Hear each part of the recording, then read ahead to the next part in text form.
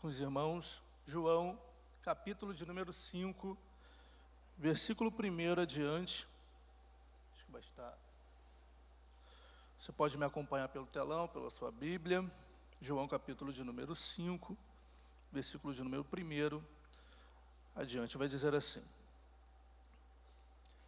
Algum tempo depois, havia uma festa dos judeus, e Jesus subiu para Jerusalém. Existe em Jerusalém, perto da porta das ovelhas, um tanque chamado, em hebraico ou aramaico, Betesda, tendo 5 pavilhões. Neste ficava a grande multidão de enfermos, cegos, mancos, paralíticos, esperando pelo movimento nas águas. Versículo 4. De certo em certo tempo, descia um anjo e agitava as águas. O primeiro que entrasse no tanque, depois de agitadas as águas, era curado de qualquer doença que tivesse. Estava ali um certo homem, enfermo há 38 anos. Quando Jesus o viu deitado e sabendo que estava assim havia muito tempo, perguntou-lhes: Queres ser curado? O homem enfermo queixou-se: Senhor, eu não tenho ninguém que me ponha no tanque quando a água é agitada. Pois, quando estou indo, desce outro antes de mim. Ordenou-lhe Jesus: Levanta-te, apanha o teu leito e anda. Imediatamente o homem ficou, ou em outras traduções, se viu curado. Pegou o seu leito e andou. E aquele dia era sábado. Pois isso disseram os judeus ao que foram curados: é sábado e não é permitido carregar o seu leito. O homem respondeu a eles: aquele que me curou, curou-me, me curou, ordenou-me: apanha o teu leito e anda. Versículo 12. Então lhe perguntaram: quem é o homem que te disse, apanha o teu leito e anda? Mas o homem que havia sido curado não sabia quem era, pois Jesus tinha se retirado, sendo que havia uma multidão naquele lugar. Glória a Deus. Queridos, nessa manhã eu vou falar sobre o paralítico do tanque de Betesda. Especificamente, eu quero dizer que Jesus é a resposta de Deus para os deficientes, para os aflitos, para as pessoas que estão sofrendo por alguma doença, enfermidade, seja ela física, mental ou espiritual. Nessa manhã eu quero falar um pouco sobre esperança. Porque esperança é a expectativa de algo que vai acontecer em algum momento da nossa vida. Muitas pessoas que estão aqui nessa manhã, estão aqui por conta de uma esperança que tem. Uma expectativa, algo que faz o seu coração se movimentar, se mover, em relação a algo específico para o seu bem-estar, para a sua vida espiritual, para a sua vida pessoal. E esse texto é um texto que chama muito a minha atenção. João, quando vai escrever, ele tem a intenção, diferente dos outros evangelhos, de mostrar a divindade de Deus, de Jesus.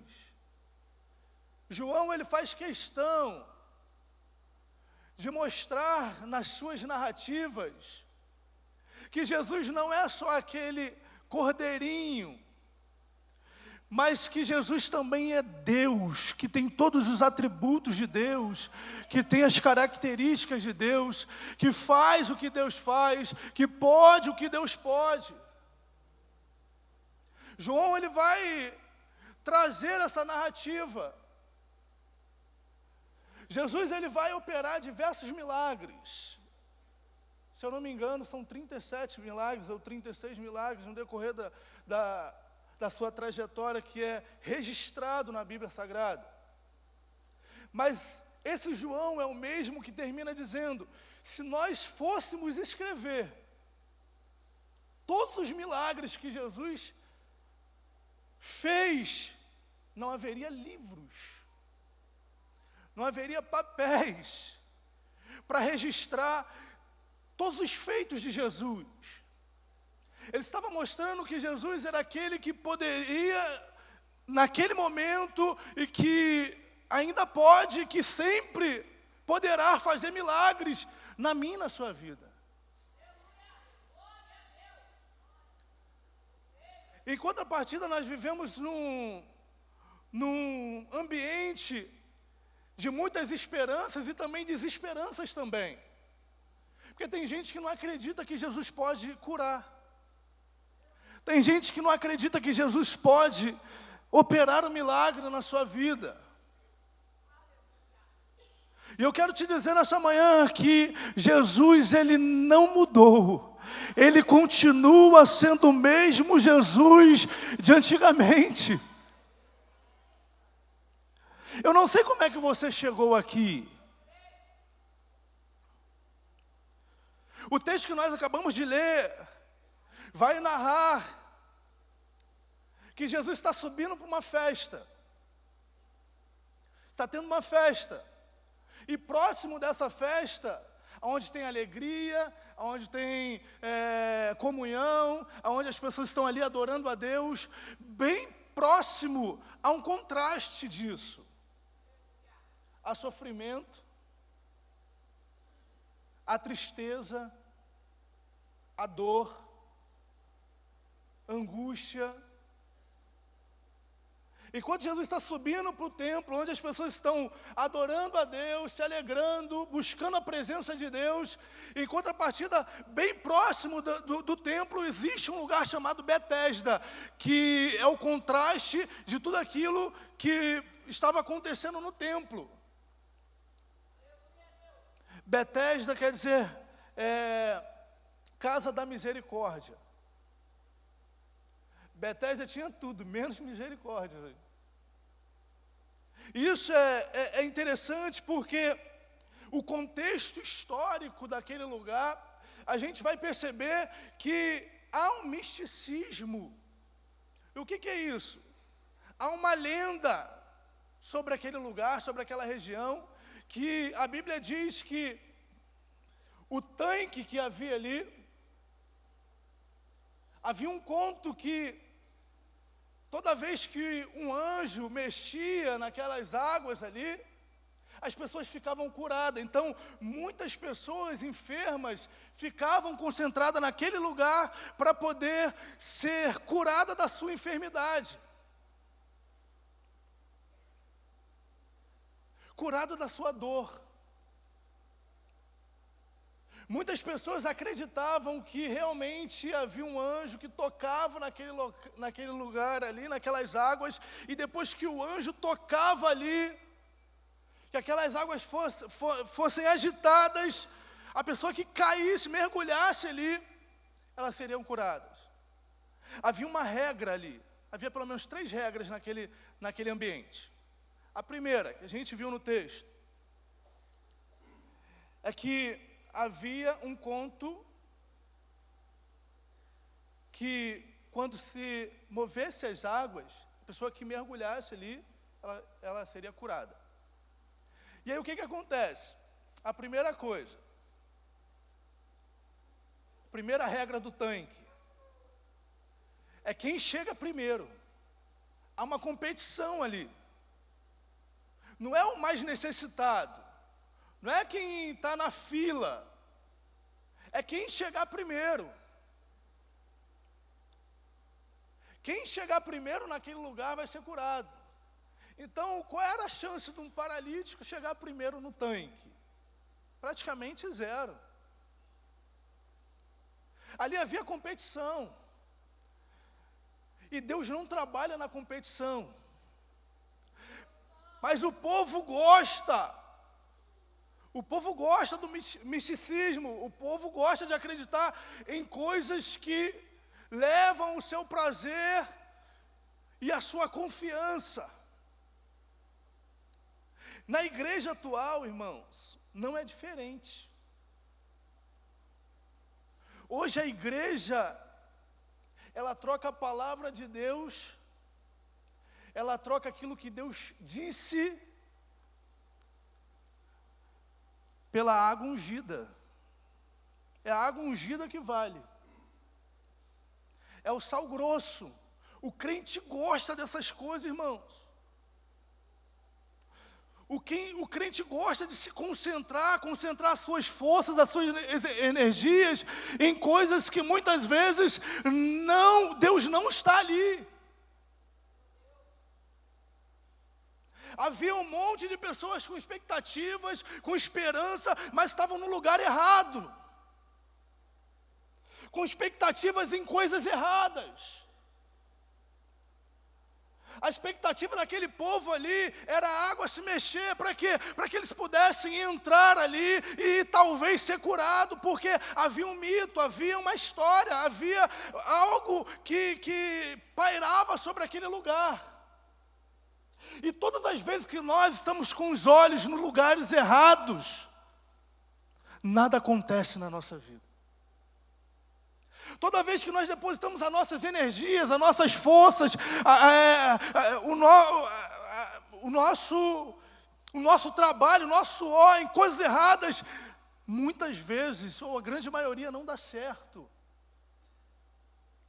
Os meus olhos não podem estar em expectativas erradas. Os meus olhos não devem estar no homem. Se eu olhar para o pastor, eu vou cair. Se eu olhar para o fulano de tal, eu não vou me sustentar. Os meus olhos não devem estar em coisas, em pessoas. Os meus olhos devem estar na pessoa de Jesus. A nossa esperança, a esperança da igreja, não está no óleo ungido, não está no sal grosso, não está nas campanhas da vida. A nossa esperança deve estar naquele que pode resolver o problema da minha vida.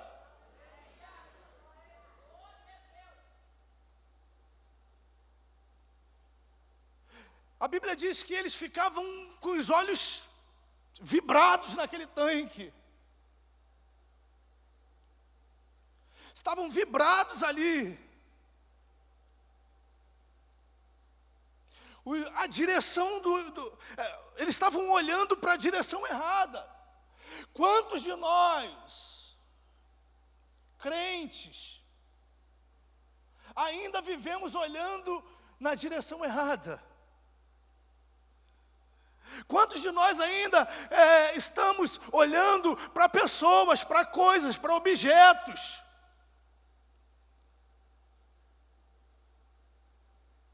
Mas essa manhã, Deus está te chamando a atenção, que o olhar que você deve estar direcionado é somente para aquele que tem todo o poder para entrar com providência, para curar, para libertar, para salvar, que é a pessoa de Jesus.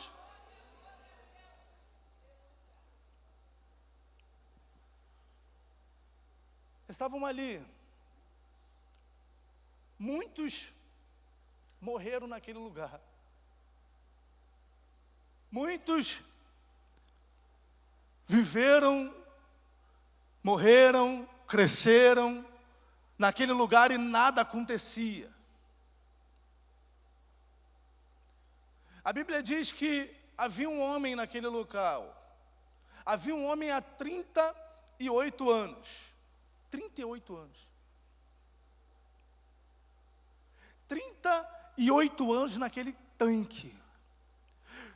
Quando a Bíblia fala na exatidão do tempo, normalmente, a Bíblia está dizendo realmente sobre a trajetória, 38 anos. 38 anos o homem olhando para a direção errada. Convenhamos que, por mais que ele estivesse olhando para a direção errada, uma coisa é certa. Pensa num cara que tem resiliência. Pensa em um homem que acreditava naquela situação. Pessoas que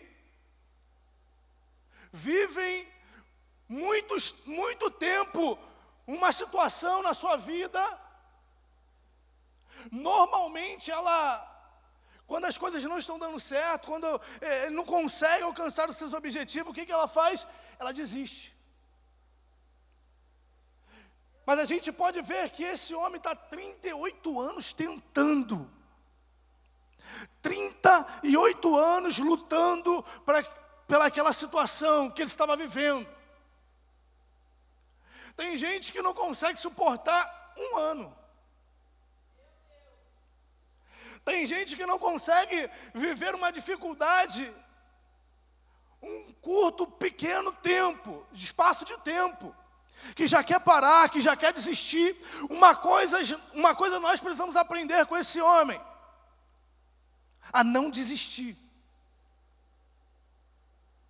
Eu não sei o que você está vivendo. Talvez você pode estar pensando assim: pastor, você não sabe o que eu estou passando. Tu não sabe o tempo que eu estou vivendo essa luta. Tu não sabe a aflição que eu estou passando na minha casa. Você não sabe o que eu estou enfrentando, essa doença que eu não consigo me livrar. Não desista. Não desista. Esse homem havia 38 anos. 38 anos de dor, de miséria, de aflição. E normalmente, quando a pessoa está 38 anos, ou está muito tempo num problema, a tendência é ela não ficar somente doente fisicamente, mas espiritualmente. Porque ela começa a duvidar, ela começa a desacreditar de muitas coisas. Talvez eu estou pregando para alguém que entrou aqui desacreditado. Talvez eu estou pregando para alguém aqui que já entregou os pontos, que não quer mais lutar pela situação que está vivendo, porque não acredita mais, porque não tem mais fé, porque não tem mais esperança.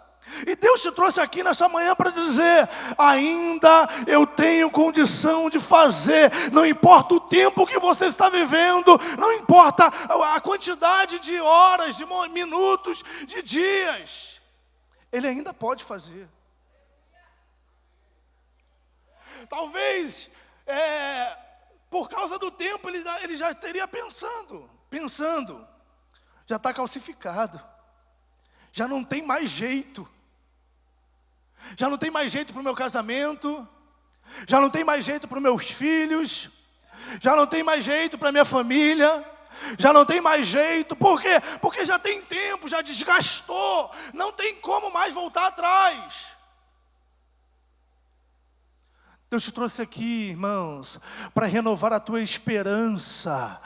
Deus quer que você saia daqui com as suas esperanças revigoradas para a glória do nome dEle.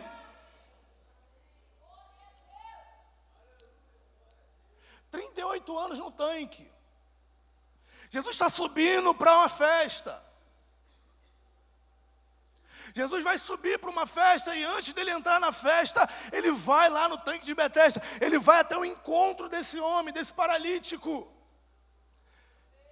Irmãos, normalmente, as pessoas que estão precisando que vão até Jesus. Mas aqui é diferente. É Jesus que vai até aquele homem. Não é aquele homem que tem forças para ir até Jesus, mas é Jesus que vai ao encontro daquele homem. Deus Deus resolve marcar um encontro com aquele homem para mudar a vida dele. Talvez você nem percebeu, mas Deus te trouxe aqui nessa manhã para ter um encontro com você, para mudar o quadro da tua vida. Talvez você nem sabe, mas Deus marcou hoje, essa manhã, para poder mudar a tua história, para poder entrar com providência na tua vida, para poder trabalhar na tua causa.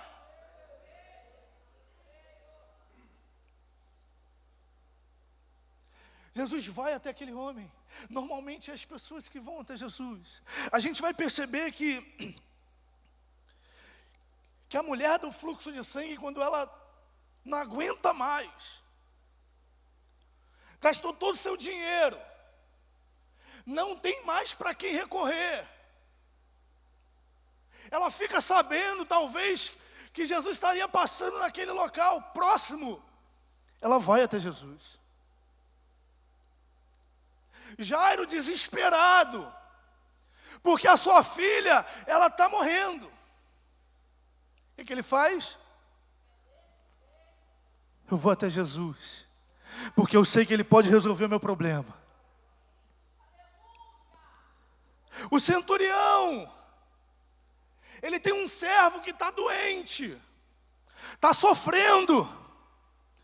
Ele fica sabendo que Jesus pode sarar ele, pode curar. E ele vai dizer: Senhor, o meu servo está atormentado. Jesus está dizendo: então vou lá na tua casa. Ele diz: Senhor, não precisa ir, basta só uma palavra. Deus está liberando palavras aqui nessa manhã, irmãos. Basta uma palavra de Jesus para aquilo que te incomoda, para aquilo que te aflige, para aquilo que está doendo, sarar na tua vida.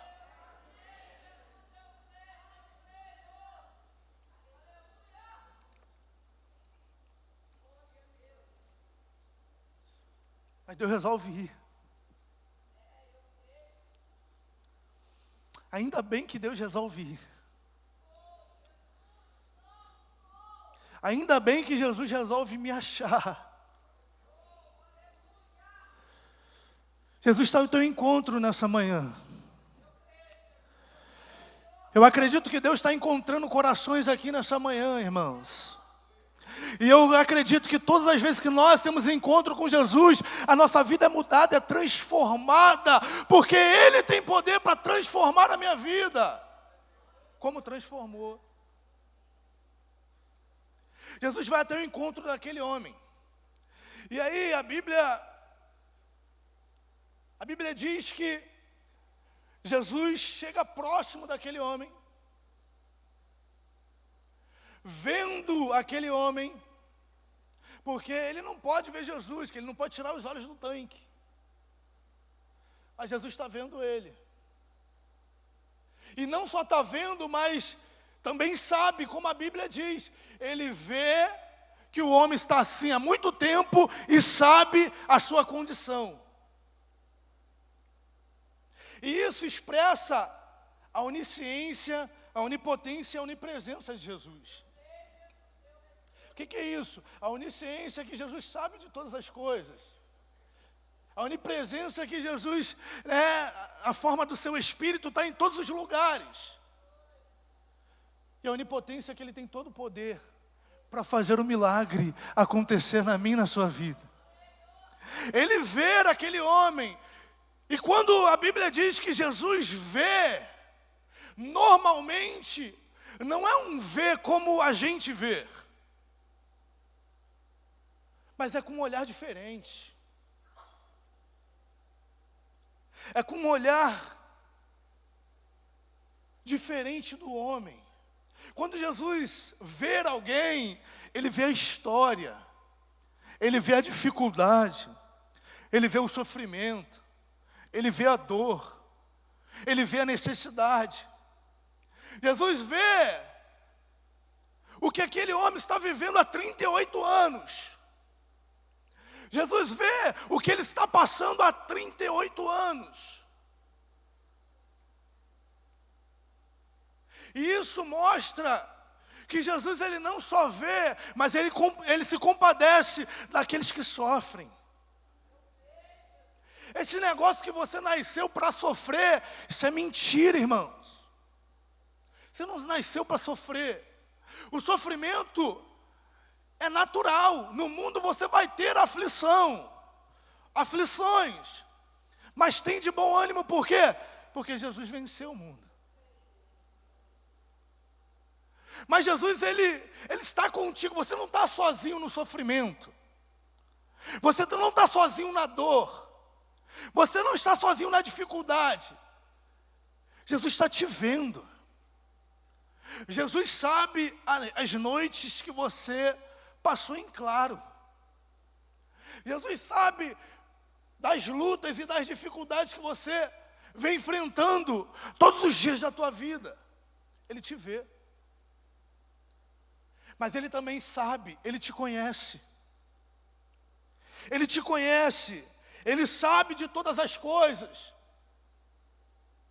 Não é no momento que desejamos que Ele vai fazendo um passe de mágica. Há um processo, há um tempo, há uma determinação do céu. Talvez o que você está precisando, Deus pode resolver hoje. Um piscar de olhos. Ele sabe o que você está passando. Ele sabe da tua angústia. E é por isso que Ele vai até o teu encontro. É por isso que Ele vai até o encontro daquele homem. Porque o choro pode durar uma noite. Mas a alegria vem pela manhã. Talvez a tua noite está demorando muito. Talvez você deve estar pensando, pastor, a noite está demorando demais. Já passou 1 ano de noite, 2 anos, 3 anos, 4 anos. Mas fica tranquilo que vai chegar o momento que Deus vai se levantar. E Deus vai até o teu encontro. E Deus vai entrar com providência na tua vida. Vai.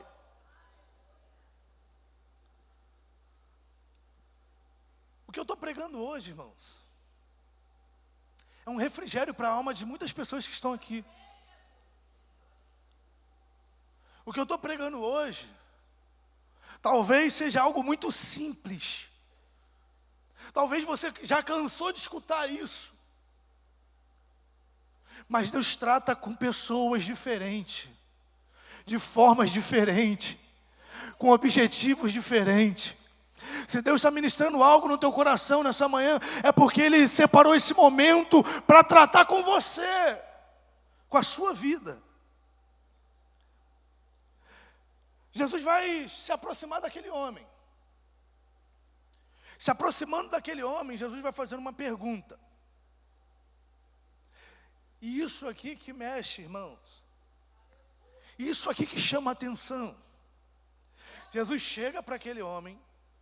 Jesus sai da festa, direção da festa, vai até aquele tanque, onde só tinha tristeza, onde só tinha choro, onde tinha pessoas doentes, pessoas que viviam com esperança em outras coisas que não eram na palavra de Deus. Vai chegar para aquele homem, para um homem, e vai dizer para ele: tu quer ser curado? Imagina a pergunta: você quer ser curado? Já pensou se Jesus perguntasse isso para você hoje? Nessa manhã, agora sim, sem tempo para pensar. Você quer ser curado? Se Jesus perguntasse para você hoje, agora: você quer ser curado? Você quer ser curada? O que Jesus está perguntando para aquele homem? Você ainda tem esperança nisso? Se Jesus perguntasse para você agora, nesse momento, você ainda acredita que Jesus pode mudar o quadro da tua vida? Se Jesus virasse para você e dissesse assim: ei, você acha que eu ainda consigo salvar a tua vida espiritual? Será que você ainda acredita que eu consigo salvar os teus filhos das drogas? Você ainda acredita que eu ainda posso curar você dessa enfermidade que você está vivendo? Você ainda acredita que eu posso salvar o teu relacionamento? Você ainda acredita que eu posso fazer todas as coisas que o médico não consegue, que o advogado não consegue, que o juiz não consegue, que a medicina não consegue, que o psicólogo não consegue? Você ainda acredita nisso?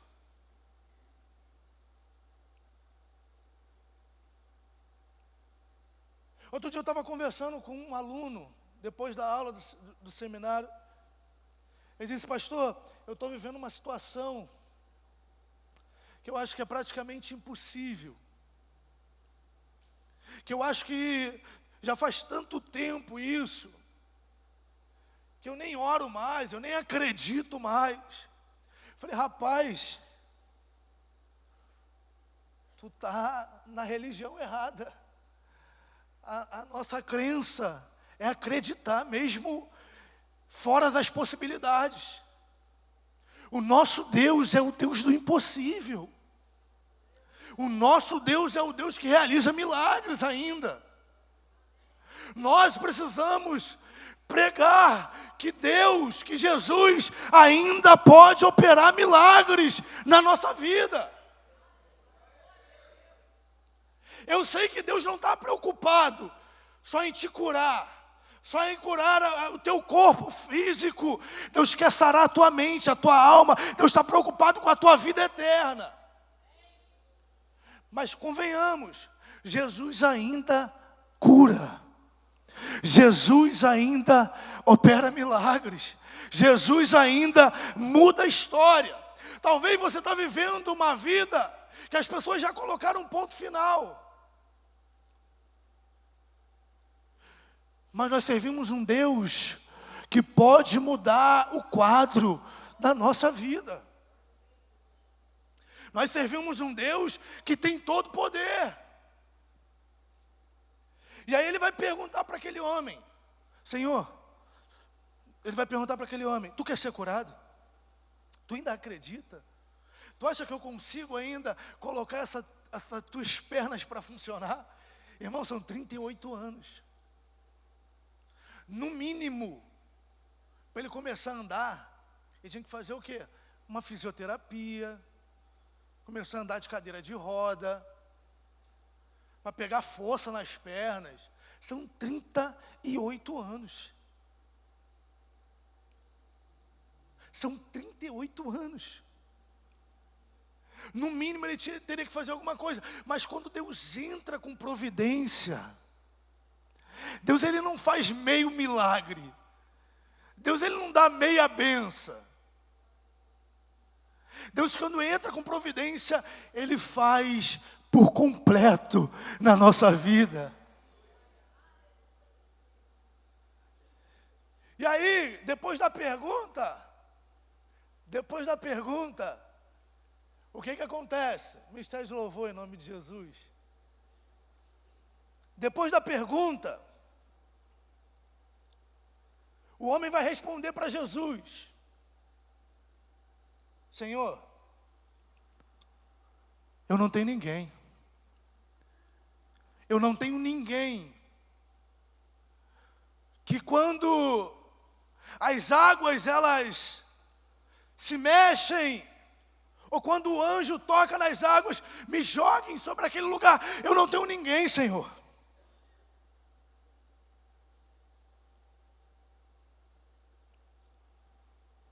Aquele homem está colocando para fora aquilo que está dentro do seu coração. Imagina o tempo de frustração na vida daquele homem. Ele não tinha ninguém. Ele não tinha ninguém para que pudesse ajudar. Mas isso me chama a atenção, por quê? Porque ele culpa o fracasso e responsabilidade da vida dele nos outros. Não tenho ninguém. É como se ele estivesse falando para Jesus: olha só, eu até quero, mas eu não tenho forças. Toda vez que acontece um movimento, as pessoas que têm mais condições, elas vão lá e mergulham. Eu não tenho ninguém, eu até queria, eu estou aqui, ele deve ter pensado aqui, não está na Bíblia, eu que estou conjecturando, tá, irmãos? Olha só, pela tua fisionomia, tu tem uns 33 anos. Jesus tinha mais ou menos essa idade. Eu tenho 38 anos que estou aqui. Antes de você nascer, eu já estava aqui. Eu não tenho ninguém. Eu não tenho família. Eu não tenho amigos. Sabe aquele momento que você passa pela luta sozinho? E muitas vezes isso é permissão de Deus. Talvez você está ao redor de pessoas que podem te ajudar, mas não te ajudam. E não é para você ficar culpando essas pessoas não, porque muitas vezes Deus permite isso. Porque tem coisas que a gente tem que passar realmente.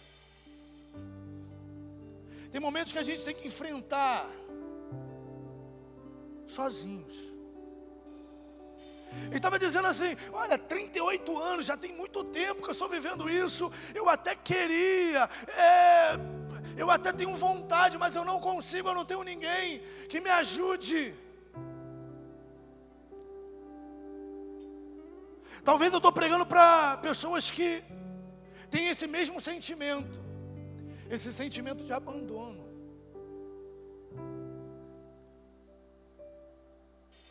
Você até quer ser crente, mas não consegue, porque não tem forças.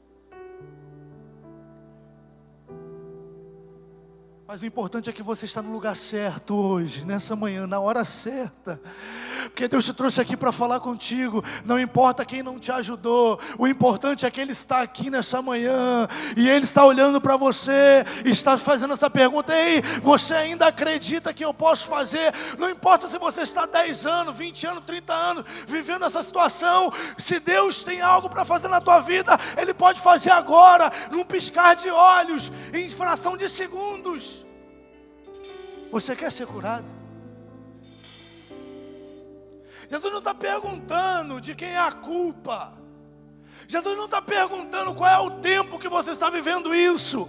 Jesus está aqui nessa manhã para liberar uma palavra sobre você, para liberar uma cura sobre a tua vida, para liberar libertação sobre a tua casa. Ei, meu irmão, hoje é amanhã de mudar o quadro da tua vida, de mudar a tua história. Deus está aqui.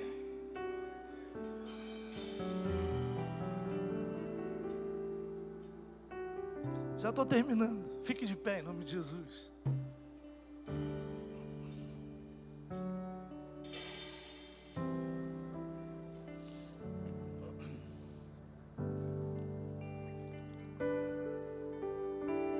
Eu sei que essa palavra falou com muitas pessoas aqui nessa manhã.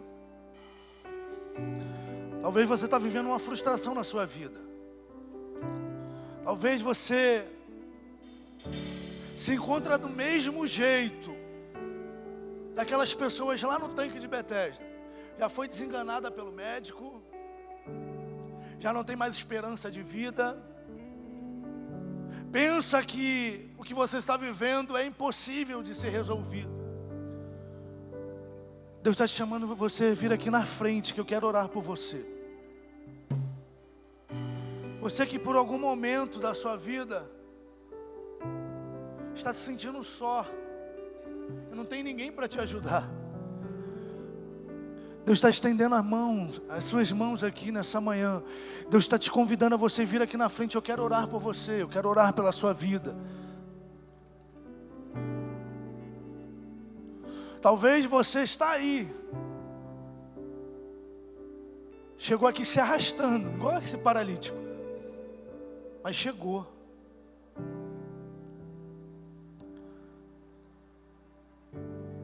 Deus falou do teu coração. Esse é o momento de você vir aqui na frente. Eu creio que Deus vai liberar algo sobre você, sobre a sua casa, sobre a sua vida. Você não vai sair daqui da mesma forma que você chegou.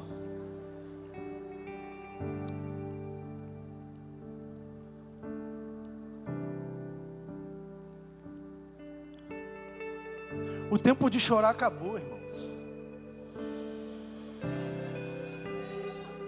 Deus vai fazer você viver aquilo que você sonhou. Eu não sei se é uma cura, eu não sei se é uma libertação, eu não sei se é um problema na sua casa, na sua família, eu não sei se você está vivendo um problema com seus filhos, eu não sei qual é a área que você está passando por dificuldade. Deus te trouxe aqui nessa manhã para falar com você. Você ainda quer, você ainda acredita, você ainda acha que eu posso fazer? Esse é o momento.